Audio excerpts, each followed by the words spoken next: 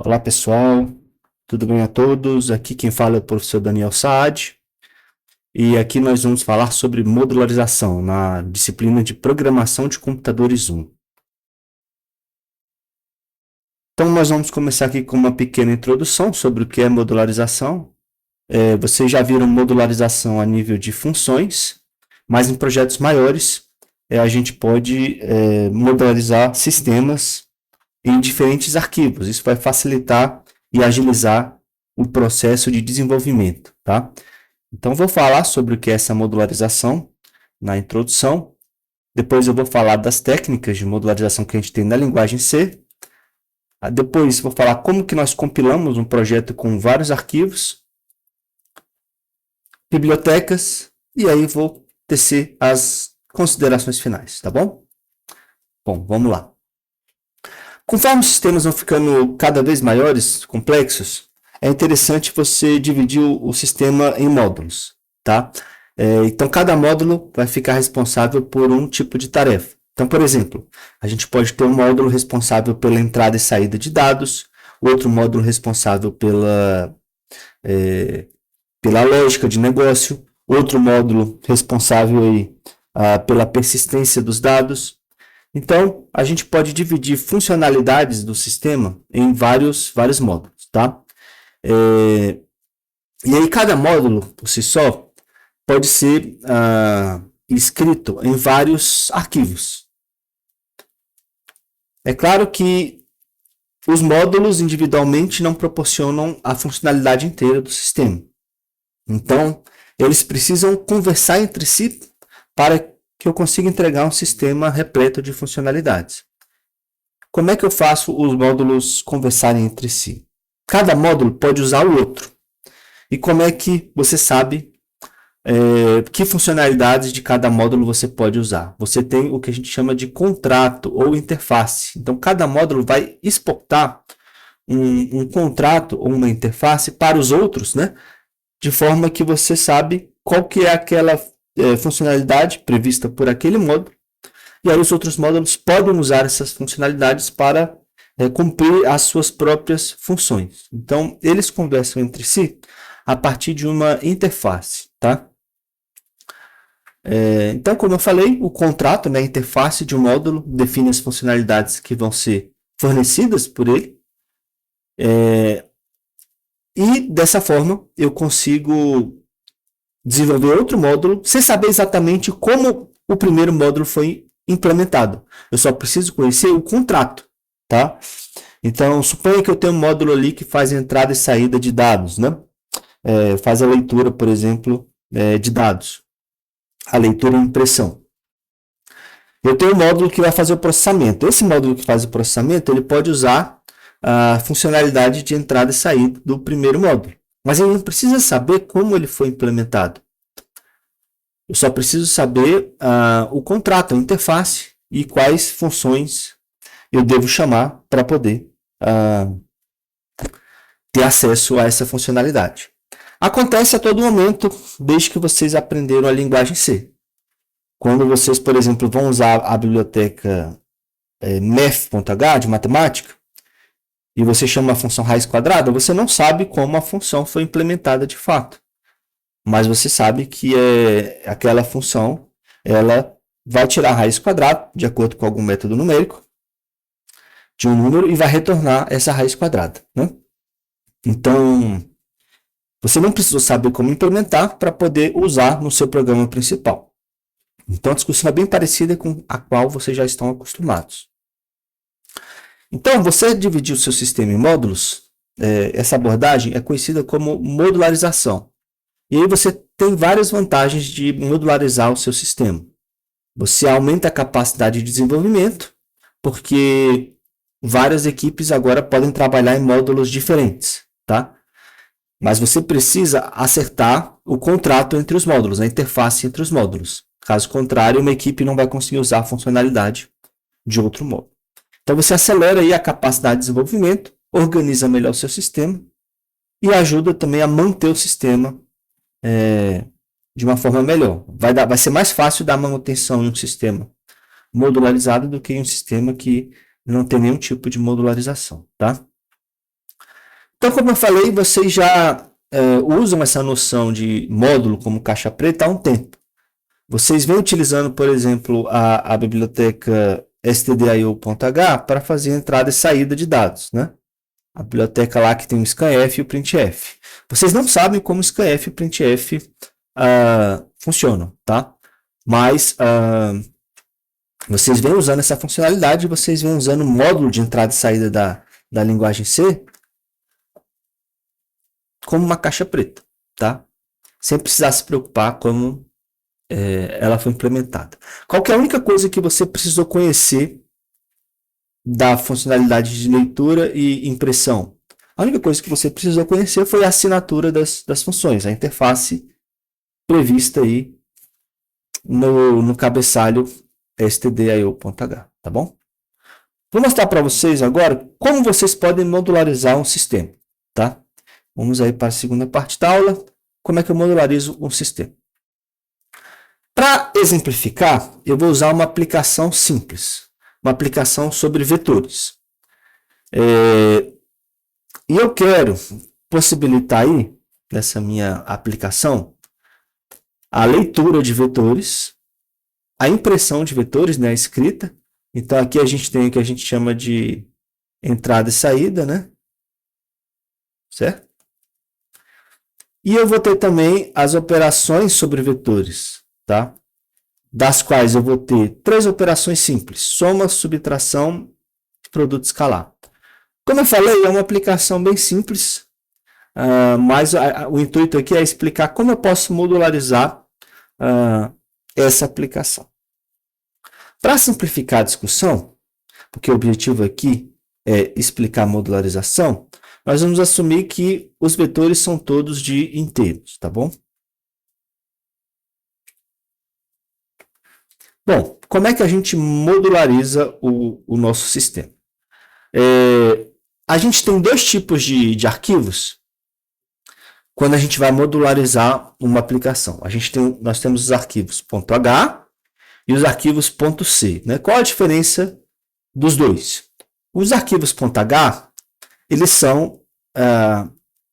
fornecem ali o cabeçalho, né?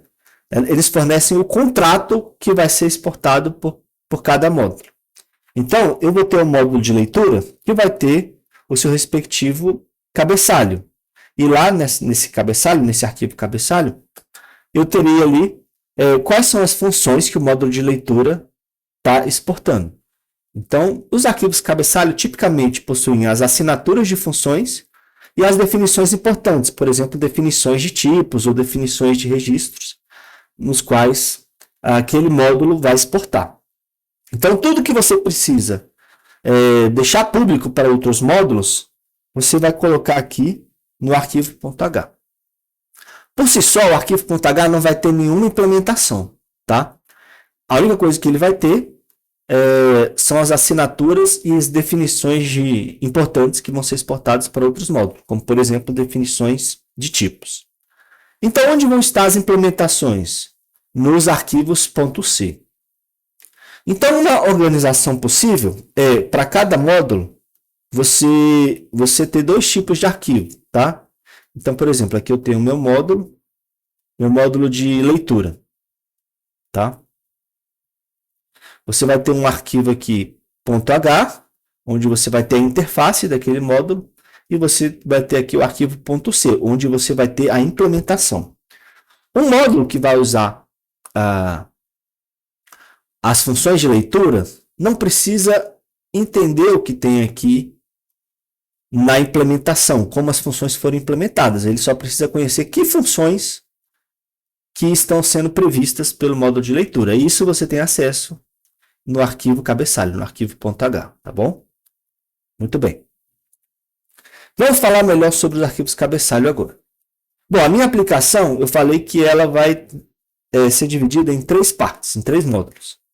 Nós vamos ter o módulo de leitura, certo? Onde eu vou fazer a leitura dos meus vetores. O módulo de escrita, onde eu vou fazer a impressão dos meus vetores. E o módulo de operação, onde eu vou fazer a operação nos meus vetores. Então, cada módulo desse vai ser organizado em dois arquivos, né? Um ponto .h e um ponto .c. O ponto .h é a interface e o ponto .c é a implementação, tá? Então, eu vou ter essa divisão. Vamos começar falando dos arquivos cabeçalho, tá?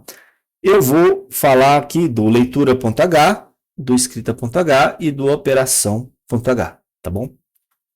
Vamos examinar aqui o leitura.h. O que eu tenho dentro do leitura.h, tá? Então, aqui eu tenho a definição da função levetor, que recebe como primeiro parâmetro o vetor, né, de inteiros, e o segundo parâmetro é o tamanho, tá? E a função não vai retornar nada, retorna o tipo de retorno é o tipo void, porque a função ela simplesmente vai receber um vetor e vai ler ele, modificar o vetor. Reparem que aqui eu não tenho a implementação da função, eu só tenho a definição dela, tá? Então, o módulo de leitura vai exportar a função levetor para outros módulos que necessitem usar ela, tá? Tem uma coisa muito importante que deve ser inserida em todo arquivo .h, que são as guardas de compilação, que são esses caras aqui. Todo arquivo .h vai começar com essa estrutura e vai terminar com um endif. O que isso significa? Vamos examinar a primeira definição aqui. If ndef. O que isso significa? Se esse nome aqui, essa macro, não estiver definida, if not defined, então se leitura H não estiver definido, ele define a macro leitura H. Então, tipicamente, o nome da macro vai ser igual ao nome do arquivo, substituindo um ponto pelo underline, né? E normalmente nós escrevemos em maiúsculo, tá? É uma convenção que a gente tem aí na linguagem C. Mas por que a gente precisa dessas guardas de compilação? Suponha que eu aqui inclua o leitura.h em outro módulo. Então, você vai fazer o quê? Você vai fazer include leitura.h, tá? Entre aspas. Por que entre aspas e não entre maior e menor? Porque não é um cabeçalho de sistema, é um cabeçalho criado pelo programador. Então, esses cabeçalhos que não estão em pastas de sistema, a gente usa aspas duplas, tá? Muito bem.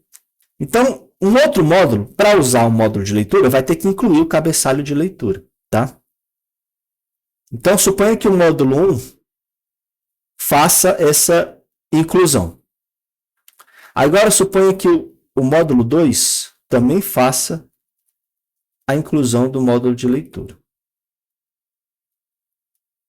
O que vai acontecer? Se você não tiver essas guardas de compilação aqui, ele vai definir a função levetor duas vezes, e aí você vai ter um erro de compilação, tá?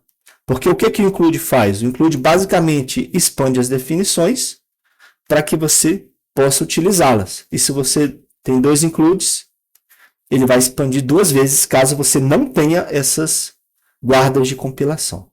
Então, o que essas guardas de compilação fazem é deixar com que o arquivo seja incluído apenas uma vez, as definições sejam incluídas apenas uma vez, evitando erros de compilação. E como é que ele funciona? É simples. Se leitura H não está definido, ele define. Se leitura H está definido, ele simplesmente não vai expandir as definições, tá? Porque essa macro aqui, essa guarda de compilação, na verdade, vai avaliar como falso. Por quê? Porque leitura H está definido já. Então, ele vai direto aqui para o que tem depois do endif, que não é nada, tá? Então, dessa forma, você evita que as definições sejam incluídas múltiplas vezes, tá? Então, sempre vocês têm que colocar essas guardas de compilação nos arquivos .h, tá? Aqui eu tenho o arquivo escrita.h. Reparem que é a mesma estrutura. Você tem as guardas de compilação aqui, né? Se não está definido escrita H, defina escrita H. E aqui o endif. Entre essas guardas, você vai ter o que o módulo vai exportar. Então, o módulo de escrita, ele vai exportar a função escreve vetor. Ele vai exportar a funcionalidade de imprimir um vetor. Então, você recebe aqui como primeiro argumento o vetor de inteiros e como segundo argumento o tamanho. Repare que eu não me preocupo com a implementação, eu estou preocupado só em dizer o que esse módulo vai exportar. Tá? E aí eu tenho o módulo de operação, o arquivo.h desse módulo vai ter as definições das operações sobre vetores. Então, novamente, eu tenho aqui as guardas de compilação, né? E aqui eu tenho as funcionalidades. Que funcionalidades vão ser previstas pelo módulo? Eu vou poder somar vetores, eu vou poder subtrair vetores e eu vou poder fazer o produto escalar. Como é que eu faço soma de vetores? Então, a soma de vetores recebe aqui, como primeiro argumento, o primeiro vetor, como segundo argumento, o segundo vetor, e como terceiro argumento, o resultado, o vetor resultado. Né? Então, se eu tenho aqui, por exemplo, um vetor com os números 1, 2, 3. Então, esse aqui é o meu vetor 1. Eu tenho o vetor 2 aqui com os números 3, 4, 5. Ou melhor, 3, 4, 5. Vamos com esse exemplo mesmo. Quem que vai ser o vetor 3, o vetor resultado? Então, se eu somar aqui esse com esse, o vetor resultado vai ser 4, porque é 1 mais 3. Aí a segunda célula vai ter 6, que é 2 mais 4, e a terceira célula vai ter 8. Tá? Muito bem. Agora a gente tem a subtração de vetores. Você vai receber aqui o primeiro vetor, o segundo vetor, o resultado e o tamanho. Então, é bem parecido a operação de subtração com a operação de soma. Só que aqui ele vai subtrair o vetor 1 do vetor 2, colocando o resultado no vetor resultado. Tá? E aqui eu tenho o produto escalar. Como é que eu defino o produto escalar? O produto escalar de dois vetores é a soma dos produtos. Então, o retorno dele não é um vetor. Ele não tem um vetor resultado. Ele devolve um único escalar como resultado. Por isso que essa função aqui é a única que retorna alguma coisa. Ela retorna um inteiro. Então, o produto escalar recebe o vetor 1, o vetor 2 e o tamanho, e dá como resultado o produto escalar. Então, só para contextualizar, vamos supor que o vetor 1 aqui seja aqui 1, 2, 3, o vetor 2 seja 4, 5, 6. E quem que é o produto escalar? O produto escalar é a soma dos produtos, né? Então, vai ser o somatório de igual a 0 até 2 de V1 I vezes V2 I, né? Então, isso vai ser o quê? Vai ser 1 vezes 4 mais 2 vezes 5 mais 3 vezes 6. Isso vai dar quanto? 1 vezes 4 é 4, 2 vezes 5 é 10, 3 vezes 6, 18, 4 mais 10, 14, 14 mais 18 é 32. Então, o produto escalar é um único inteiro como resultado, é um escalar, cujo valor é 32. Tá? Então, aqui a gente tem as definições. Como eu falei, como é que o módulo vai ter acesso a outro módulo? Através de uma inclusão. Então, você vai incluir, coloca o nome do arquivo, .h. Entre aspas duplas, como eu falei. Né? A gente coloca entre menor e maior quando são cabeçalhos de sistemas. Né? E como eu falei também anteriormente, você precisa aqui das guardas de compilação. Tá? Então, qualquer arquivo .h vai ter essa estrutura, as guardas de compilação. E aqui, entre as guardas, você vai ter as definições e os protótipos. Tá? Bom, eu já expliquei o que isso faz, né? Para evitar múltiplas inclusões, então não vou explicar novamente. E agora eu preciso implementar as funcionalidades de cada módulo. Então, o arquivo.h ele se preocupa com as definições. ele não tem uma linha de implementação. Onde é que vão estar as implementações? Nos arquivos .c. Cada módulo não precisa conhecer como o outro foi implementado, ele só precisa das definições de um outro módulo. Mas a equipe responsável por implementar os módulos, isso é, desenvolver os arquivos .c, aí sim vão estar preocupadas com a implementação. Então, os arquivos .c têm as implementações das funções que estão definidas pelos módulos. Tá? Vamos falar dos arquivos de implementação agora. Tá? Então, os arquivos de implementação leitura.c, escrita.c e operação.c vão ter aí a responsabilidade de implementar as funcionalidades dos módulos. Então, eles vão incluir as definições dos arquivos cabeçalhos. Então, em cada arquivo .c, você vai ter aí um include do respectivo arquivo cabeçalho. Então, por exemplo, leitura.c vai ter um include leitura.h, tá? Onde você vai se preocupar em implementar as definições lá do leitura.h, tá? Vamos examinar esses arquivos agora, tá? Esse é o arquivo leitura.c, tá? O que ele precisa para implementar leitura de vetores? Ele vai incluir o leitura.h, porque lá está definida a função leivetor, e ele vai incluir também stdio.h, porque ele precisa ler vetores usando o scanf, né? E aqui está a implementação da função leivetor. Ela precisa ter a mesma assinatura da que está definida no leitura.h, senão você vai ter um erro de compilação, tá?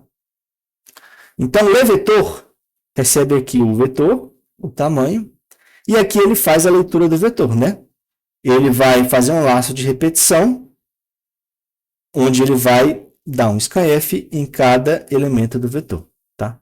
Aqui eu tenho um printf só para guiar o usuário que ele deve digitar alguma coisa, né? A ser lida pelo vetor. Mas ele faz a leitura nessa linha 8 aqui, tá bom? Então, implementei a função leivetor no arquivo leitura.c. Ela está implementada. Repare que eu não tenho a função main aqui nesse arquivo, tá? Eu só vou implementar aquilo que está sendo exportada pelo módulo, que é a leitura, tá? Aí eu tenho aqui o arquivo escrita.c. Então, ele vai incluir o escrita.h e o cabeçalho stdio.h, porque ele vai imprimir vetores com a função escreve vetor. Então, aqui você vai implementar a função escreve vetor. Ela tem que ter a mesma assinatura da função escreve vetor que está lá no .h, tá? E aí, ele simplesmente aqui vai fazer um laço de repetição para imprimir cada elemento do vetor. Um elemento em cada linha, certo? E, finalmente, aqui eu tenho o operação.c. Você vai incluir o operação.h, tá? E você vai implementar todas as operações sobre os vetores. Tem que ter novamente a mesma assinatura das funções que estão lá no arquivo.h. Então, eu tenho aqui a função soma vetores, que não retorna nada, recebe o primeiro vetor, o segundo vetor, o resultado e o tamanho dos vetores. Então, ele simplesmente vai fazer um laço de repetição aqui, guardando no vetor resultado, em cada entrada do vetor resultado, a soma das entradas respectivas do vetor 1 e do vetor 2. Tá? O de subtração é praticamente equivalente. A única diferença é a operação. Em vez de fazer soma de cada elemento dos vetores, você vai fazer uma subtração de cada elemento do vetor 1 por cada elemento do vetor 2. E você vai guardar isso no vetor resultado. E, finalmente, aqui eu tenho a função de produto escalar. Recebe o primeiro vetor, o segundo vetor, o tamanho, e devolve o escalar, né? O resultado. Então, ele simplesmente vai fazer um laço de repetição. Aqui o acumulador começa com 0, né? Soma recebe 0. E dentro do laço, ele vai fazer o somatório, né? De igual a 0 até n-1, do V1i vezes V2i. Vetor 1i vezes vetor 2i. Né?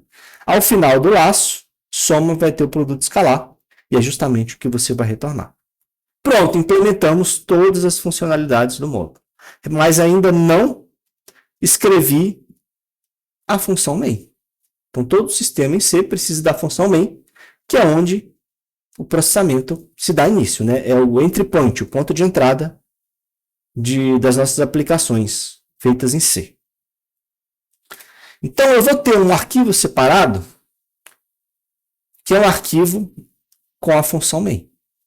Então, esse arquivo eu vou chamar, por exemplo, de main.c. Tá?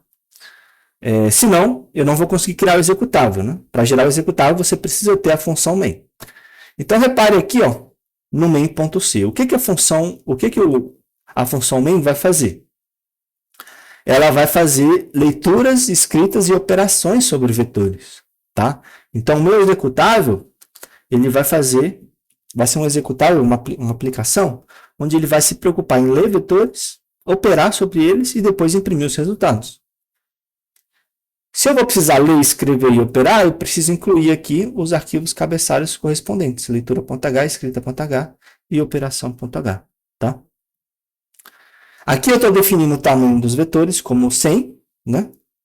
E aqui eu vou declarar, ó, vetor 1, tamanho 100, vetor 2, tamanho 100. E aqui eu tenho os resultados. O vetor soma vai ser o resultado da soma. O vetor subtração vai ser o resultado da subtração. E o produto escalar vai ser o resultado do produto escalar. Tá? Aqui é n, o tamanho dos vetores. E aí na função main eu leio o n. Certo? Então eu vou chamar aqui a função leVetor para ler o primeiro vetor. Vou chamar a função leVetor para ler o segundo vetor. Essas funções foram implementadas no módulo de leitura. Né? Uma vez que os meus vetores foram lidos, eu posso operar sobre eles. Então, eu vou fazer a soma dos vetores, a subtração dos vetores e o produto escalar, que foram implementadas no módulo de operação de vetores. Como é que eu faço a soma de vetores? Vou passar o vetor 1, o vetor 2, e o resultado vai ser guardado onde? No vetor soma. E n é o tamanho dos 3 vetores. Então, quando chegar nessa parte do código, ele vai efetuar a soma dos vetores. Em seguida, eu vou fazer a subtração dos vetores. Vou subtrair o vetor 1 do vetor 2, colocando o resultado no vetor subtração. Finalmente, aqui eu vou fazer o produto escalar entre o vetor 1 e o vetor 2. E isso vai ser inserido na variável produto escalar. Então, nesse ponto do código aqui, eu já tenho computado no vetor soma a soma dos vetores, no vetor subtração a subtração dos vetores, e na variável produto escalar, o produto escalar dos vetores. Agora eu só preciso imprimir os resultados, que foram implementados através do módulo de escrita. Tá? Então, aqui eu vou escrever o vetor soma, vou escrever o vetor subtração, e aqui eu vou imprimir o produto escalar. Pronto, a nossa aplicação foi feita. Tá? Então, eu tenho o meu módulo de escrita,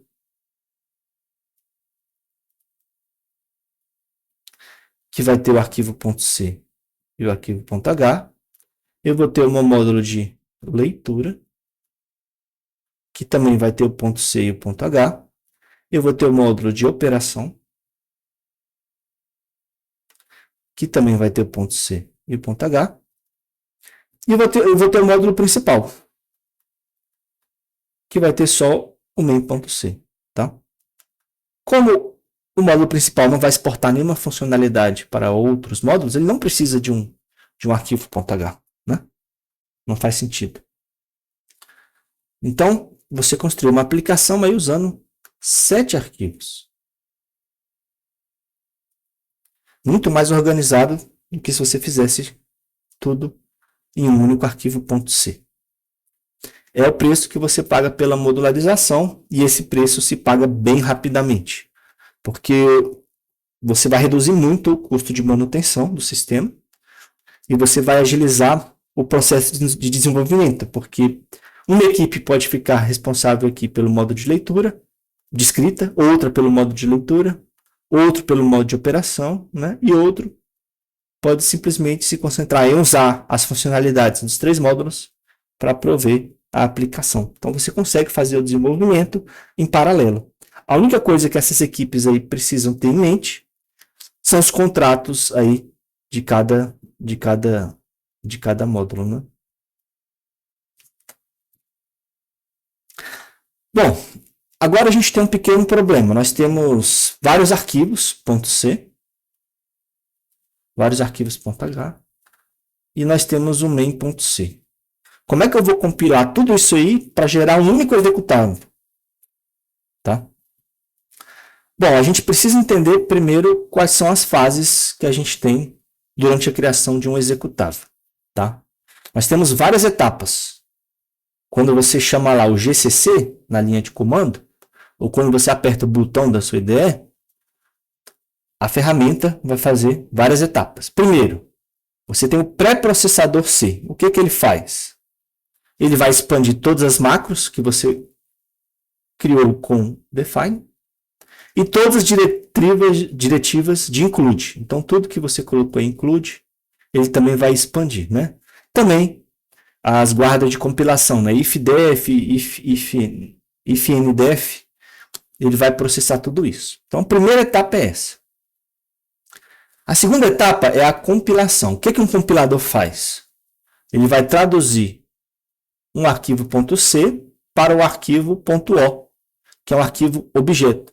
Tá? No arquivo objeto, você tem aí a tradução da linguagem de programação para uma linguagem muito mais baixo nível, né? Linguagem de máquina, certo? Então, você vai ter vários arquivos .o. Você vai ter o leitura.o, o escrita.o, o operação.o e o main.o. Né? Beleza. Uma vez que eu tenho os arquivos objetos gerados pelo compilador, eu preciso juntar todos os objetos num único executável, que é o que o ligador ou linker faz. Então, o linker ele vai pegar tudo isso aqui e transformar num executável. Né? O linker também é responsável por exemplo, ligar bibliotecas estáticas. Então, você vai juntar todos os seus arquivos aí, .o e as bibliotecas estáticas para gerar um único executável. Finalmente, a gente tem o loader, que é o carregador. Ele carrega o programa para a memória primária, tá? E inicializa o espaço de endereçamento, além de carregar as bibliotecas dinâmicas. Então, diferentemente das bibliotecas estáticas, que são incorporadas ao executável, as bibliotecas dinâmicas não são. Então, as bibliotecas dinâmicas elas têm que ser carregadas em tempo de carregamento, né? Antes da execução. Então, aqui eu tenho uma figura explicando como funciona. Então, o pré-processador vai processar cada arquivo .h e cada arquivo .c, né? O compilador vai compilar os arquivos .c nos arquivos objeto, né? Então aqui você tem os arquivos objeto, os arquivos .o, e o ligador vai ligar os arquivos objetos e as bibliotecas estáticas, que tem a extensão .a, no executável, tá bom? O carregador vai carregar o executável em memória e carregar as bibliotecas dinâmicas, que tem a extensão .so. No Linux, ou no Windows, perdão, as bibliotecas dinâmicas podem também ter as extensões DLL, né? E aí você tem o programa em execução. Então, nós temos muito mais etapas na compilação do que talvez vocês imaginavam, né? Você tem pré-processamento, a compilação propriamente dita, a ligação e o carregamento, tá? Beleza. Como é que eu faço para compilar arquivos .c nos seus respectivos arquivos objeto? Você vai fazer gcc-c fonte.c. Então, esse "-c" aqui especifica que é para criar o arquivo objeto. Se você não coloca esse "-c", ele vai tentar gerar o executável diretamente. Só que a gente viu que nos módulos, tipicamente, a gente não tem a função main nos arquivos .c, exceto no arquivo que tem a função main, no arquivo principal. Então, se você não coloca esse .c aqui, ele vai reclamar que a função main não foi definida, tá?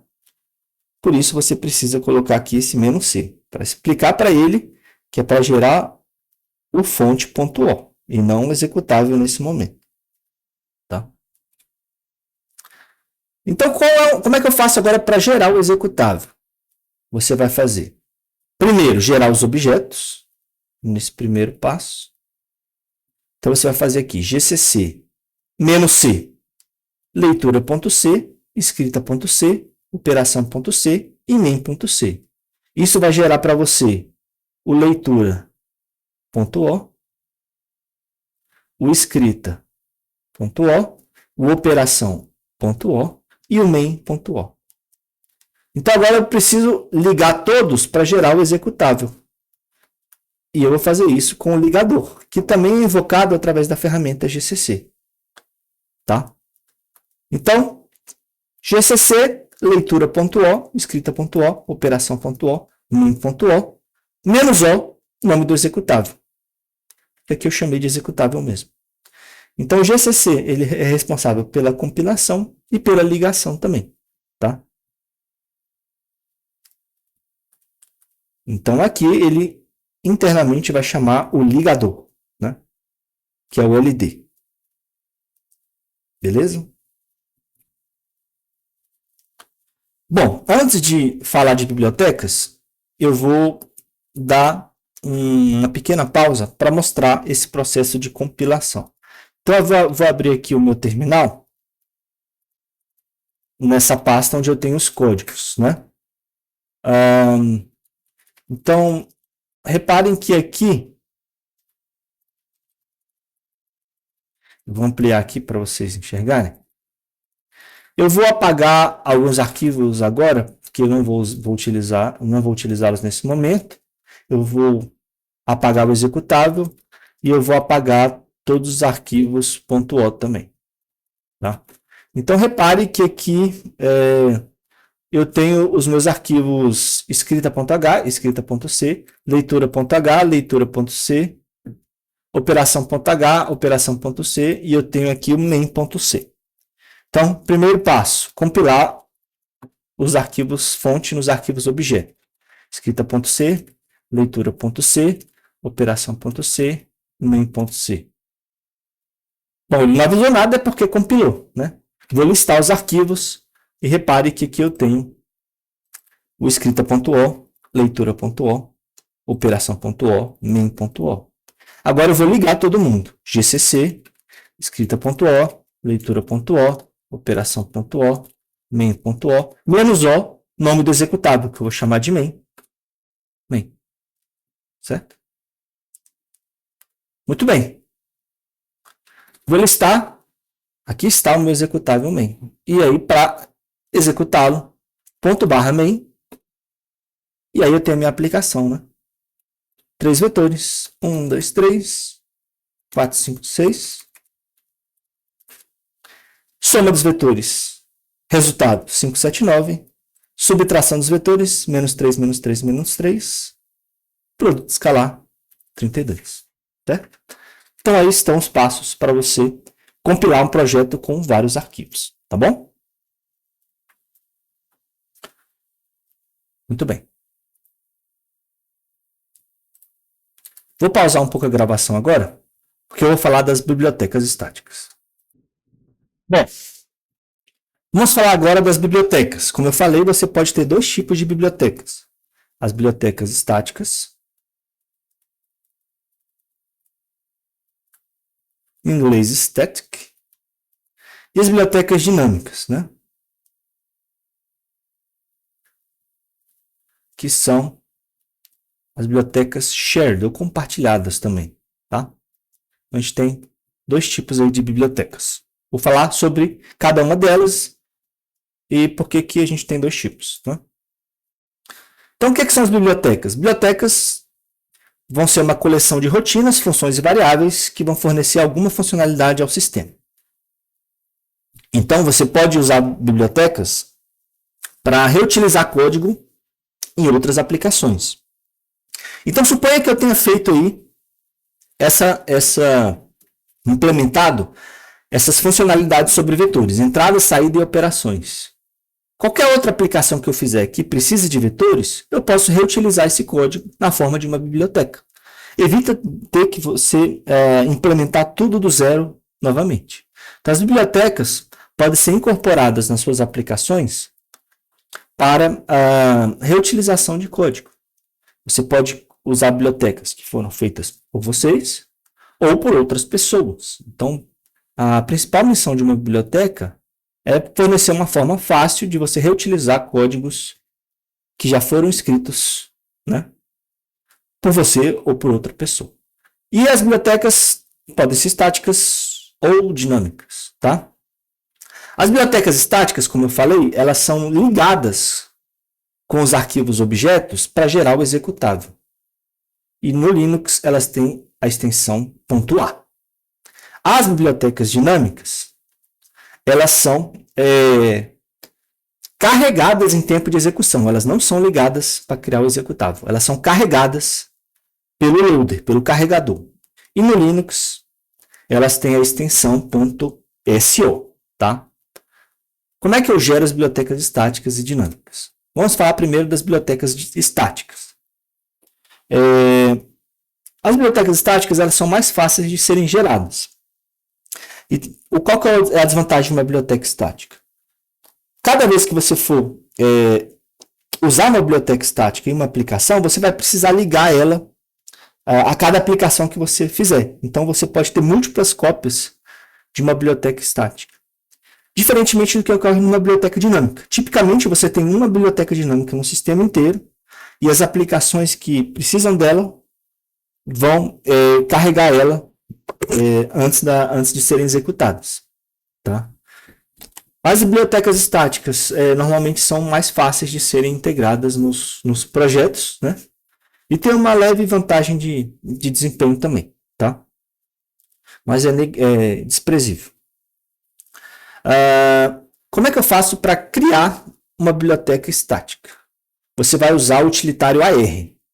Então, a sintaxe é AR-CRS, o nome da biblioteca e os arquivos objetos. Então, a sua biblioteca vai estar pronta. O que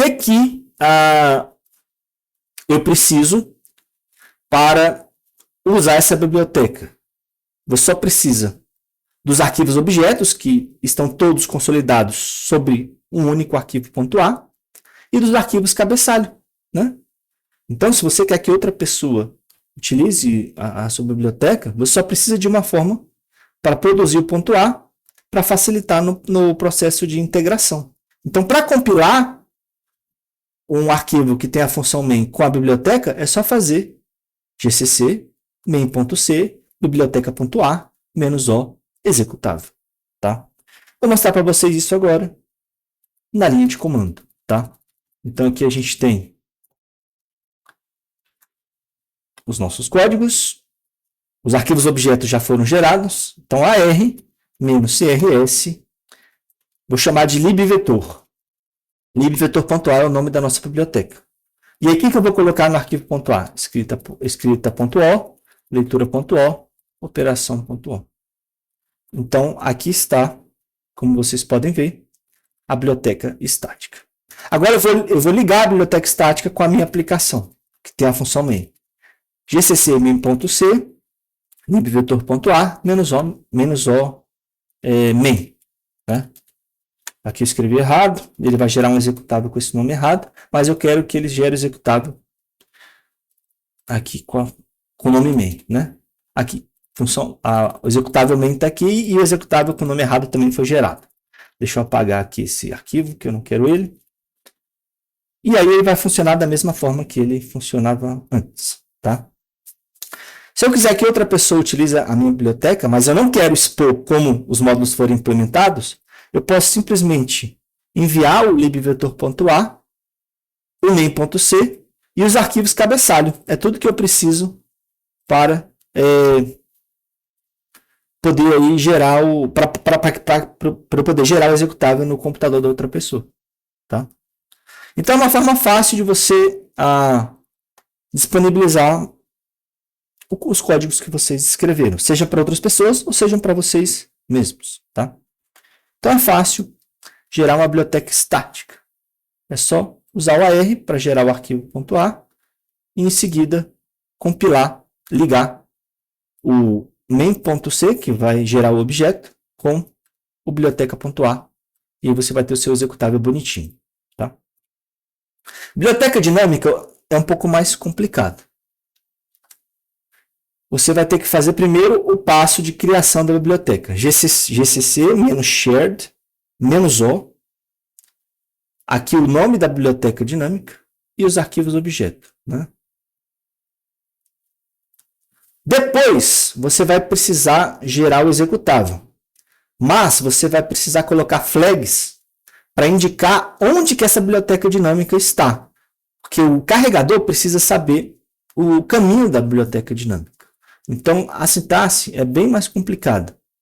Então, gcc-l, caminho da biblioteca dinâmica, tá? -wl, vírgula, -rpf, vírgula, caminho da biblioteca dinâmica, novamente, main.c, -o, nome do executável, e aqui você tem que botar ainda -l, nome da biblioteca, tá? Bem mais complicado. Se você não fizer isso, vai dar problema na hora de carregar o executável. Vamos para o terminal para ver como isso é feito, né? Então, gcc, -shared, -o, libvetor.so. Eu acho que é isso, né? Isso. Aí eu vou colocar os arquivos objetos. Escrita.o, leitura.o, operação.o. Em alguns sistemas, ele reclama de você ter que usar a flag -fpic. Em outros não. No meu sistema aqui ele reclamou. Então, além disso tudo, você ainda vai ter que colocar aqui no final -fpic. Tá bom? O que ele está reclamando aqui? Na verdade, esse -fpic ele tem que ser colocado aqui na frente. É isso que ele está reclamando. O que ele está reclamando agora? Será que isso precisa estar aqui? Não lembro de todos os detalhes, mas esse cara tem que estar aqui. Será? Tá, já sei o problema, pessoal. O fpic não vai ser incluído durante a criação da biblioteca dinâmica. Você vai ter que colocar o fpic na compilação dos arquivos .c para os arquivos objeto. Então, eu vou recompilar aqui os meus arquivos .c, tá? Leitura.c, escrita.c, operação.c. Mas dessa vez eu coloquei a flag -fpic. Pronto. Agora, eu não preciso dessa flag aqui para criar a biblioteca dinâmica. É só gcc-shared -o, libvetor.so, escrita.o, leitura.o, operação.o. Agora foi, né? Aqui eu tenho agora libvetor.so. Agora é a parte chata. Você vai ter que ligar, né? Não, você não vai ligar. Você vai especificar para o carregador onde você vai carregar a biblioteca dinâmica. Então, você vai usar o GCC também. Vamos lá, seguir a sintaxe. GCC-L. Em qual diretório que eu estou? Eu estou nesse diretório aqui. Eu vou copiar isso aqui. Então, GCC-L. Caminho da biblioteca é esse caminho aqui, né? Que mais? -wl, vírgula, menos RPF, vírgula, o caminho da biblioteca novamente. Aí main.c, menos o main, e aqui menos o nome da nossa biblioteca é libvetor.so. Então aqui você vai colocar só L vetor. Você tem que colocar abreviado. O lib vira L e o restante é igual, né? Vetor, vetor. Não tem o ponto .so, tá? Vamos torcer para funcionar. Funcionou, né? E aí, tá funcionando a aplicação. Então é assim que você faz para poder usar uma biblioteca dinâmica. É mais complicado, mas ela tem vantagens também e desvantagens em relação à biblioteca estática. Você precisa apenas de uma biblioteca dinâmica para todo mundo que for utilizar ela. Então você economiza espaço. Já na biblioteca estática, você precisa de uma cópia para cada projeto que for utilizado, certo? Porque a biblioteca estática é ligada junto com os outros objetos. A biblioteca dinâmica não é ligada, ela é carregada. Reuso de código, né? As bibliotecas vão ter uma utilidade muito grande na prática, e vocês já sabem disso porque vocês vêm utilizando a biblioteca padrão do C. Então, você vem utilizando as funções da biblioteca padrão do C, por exemplo, as que estão especificadas no stdio.h, né? E você não precisa implementar tudo do zero. A única coisa que você precisa conhecer para poder usar essas funcionalidades é a interface, ou seja, o que está lá no arquivo.h. Então, se você abre a documentação lá do stdio.h, ele vai falar o que o scanf recebe, o que ele devolve, o que o printf recebe, né? O que ele devolve, o que o fgets recebe, o que ele devolve, né? Então, só precisa conhecer a interface. Finalmente, para terminar a aula, a gente viu que é muito importante modularizar os projetos, certo? Modularizando, você aumenta a produtividade, porque mais equipes. Você pode desenvolver os módulos em paralelo, né? Dividir o trabalho em várias equipes. Você facilita o processo de manutenção. Então, se o problema está em um módulo, você não precisa inspecionar a base de código inteiro. Você só precisa inspecionar aquele módulo. Tá? Com a modularização, você pode criar bibliotecas para poder usar as funcionalidades em outros projetos. Ou você também pode utilizar bibliotecas já existentes nos seus programas. Tá? Então, só tem vantagens de usar a modularização. Você tem um pequeno trabalhinho ali de dividir a sua aplicação em módulos, mas depois disso são apenas vantagens. Tá? E nessa aula a gente também viu todas as etapas para poder gerar um executável e carregá-lo na memória. Né? Pré-processamento, compilação, ligação e carregamento. Tá? Vocês precisam entender bem esse fluxo para poder entender a aula de hoje. E com isso a gente finaliza aí a aula sobre modularização. Espero que vocês tenham gostado e até a próxima.